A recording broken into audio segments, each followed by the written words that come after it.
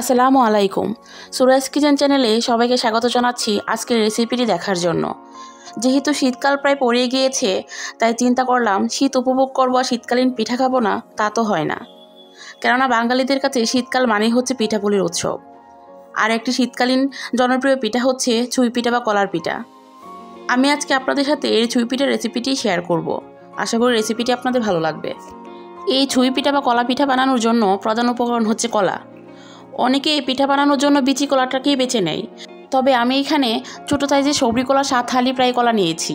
আপনারা আপনাদের পছন্দ মতো কলা নিয়ে নেবেন। এখন আমি কলাগুলোকে ভালোভাবে ম্যাশ করে নিয়েছি। এখন কিছুটা পানি দিয়ে আবারও ভালোভাবে ম্যাশ করে নিচ্ছি। এখন একটা চাকনির সাহায্যে চেলে কলার রসটাকে আলাদা করে নিব। ভিডিওতে দেখেই নিশ্চয়ই বুঝতে পারছেন আমি কিভাবে করে নিচ্ছি, আপনারাও এভাবে করে নেবেন। অর্ধেকটা করা হয়ে গিয়েছে, এখন বাকি অর্ধেকটা আমি সেমভাবে ছেঁকে নিব। কলার রসটা ভালোভাবে ছাকার পর যে অংশটা রয়ে যাবে সেটা কিন্তু আমি ফেলে দিব না। দেখেন আমার এতটুকু কলার রস হয়েছে। রসটাকে আমি এক সাইডে রেখে চুলাতে একটা বড় কড়াই বসিয়ে দিব। কড়াইতে পর্যাপ্ত পরিমাণ পানি দিয়ে দিব, স্বাদ মতো লবণ দিয়ে দিব।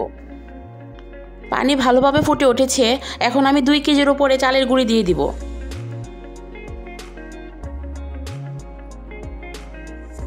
গুঁড়িটাকে ভালোভাবে ছেনে নেব।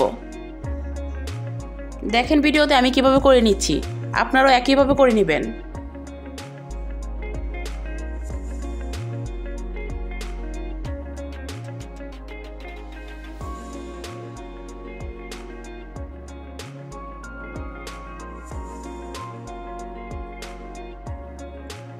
মেশানো হয়ে গিয়েছে, এখন ঢাকনা দিয়ে ঢেকে 10 মিনিটের মতো রেখে দিব।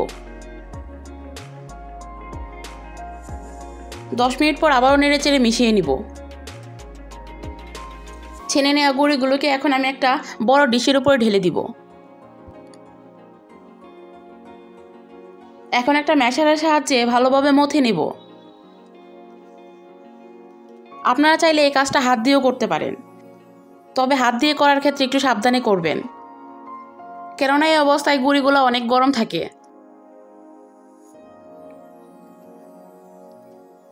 এখন ভালোভাবে হাত দিয়ে মথে নিচ্ছি। আমার সবগুলো গুঁড়ি মথে নেওয়া হয়ে গিয়েছে।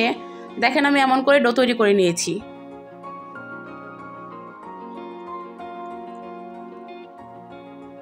এখন আমি এখান থেকে অল্প অল্পগুলো নিয়ে ছুঁই পিঠা বা কলা পিঠা বানিয়ে নিব।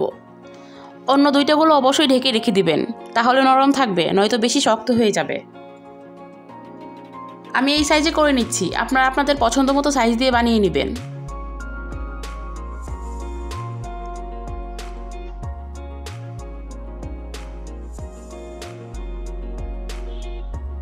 এই কলা পিঠা বানানো কিন্তু অনেক বড় ধৈর্যের একটা কাজ, কেন অল্প অল্প করে ছোট ছোট করে বানাতে হয়। তাছাড়া স্পেশাল কোনো কিছুর জন্য তো একটু কষ্ট করতেই হয়, তাই না?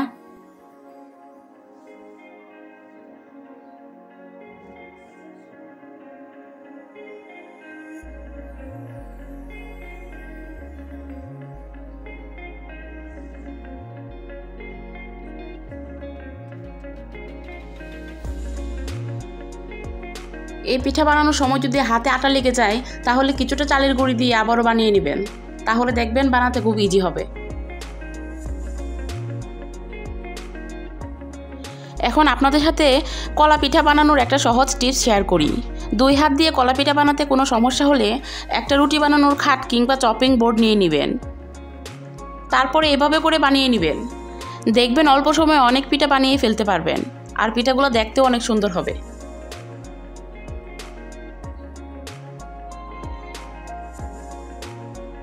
ভিডিও দেখে নিশ্চয়ই বুঝতে পারছেন আমি কিভাবে বানিয়ে নিচ্ছি।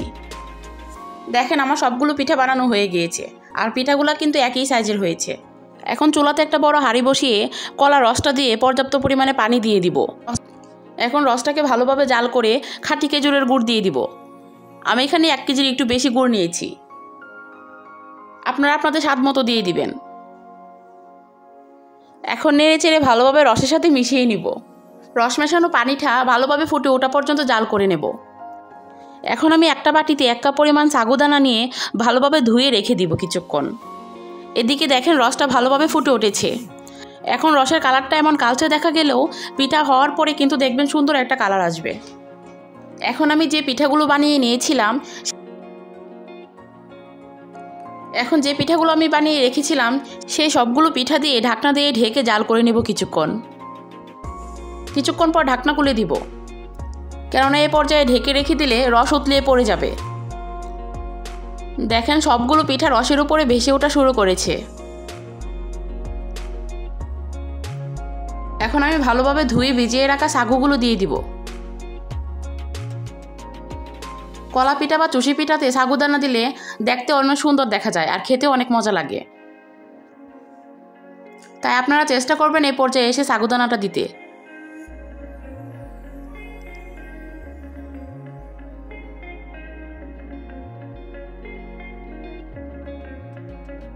এখন অনেকক্ষণ যাবত নেড়ে চেড়ে পিঠাগুলোকে ভালোভাবে সিদ্ধ করে নিব। এখন একটা বাটিতে 3 চামচ চালের গুঁড়ি আর 2 চামচ কর্নফ্লাওয়ার নিয়ে একটা ব্যাটার বানিয়ে নিব।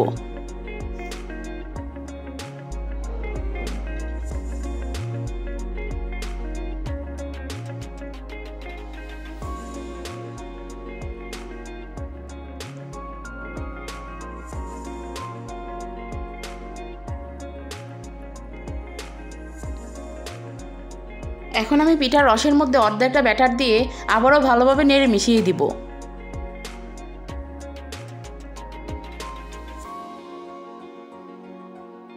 এই ক্ষেত্রে কিন্তু পিঠার রসটাকে ভালোভাবে নেড়ে দিতে হবে। এখন আরও 10 মিনিটের মতো রান্না করে নিব।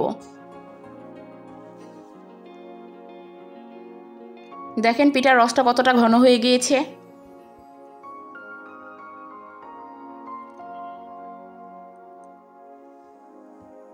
আমার পিঠা হয়ে গিয়েছে, এখন নামিয়ে নিব। নামানোর পর কিন্তু পিঠার রসটা আরও ঘন হয়ে যাবে, আর এই ঘন রসটা খেতে যা মজা, একবার বানিয়ে খেলেই বুঝতে পারবেন। এই পিঠা বানানো যতটা সহজ, খেতে ততটাই মজা। ভিডিওটি কেমন হয়েছে জানাবেন, ভালো লাগলে লাইক কমেন্টস করবেন, আর আমার রেসিপি ফলো করে একবার হলেও বাসায় বানিয়ে দেখবেন। আল্লাহ হাফেজ।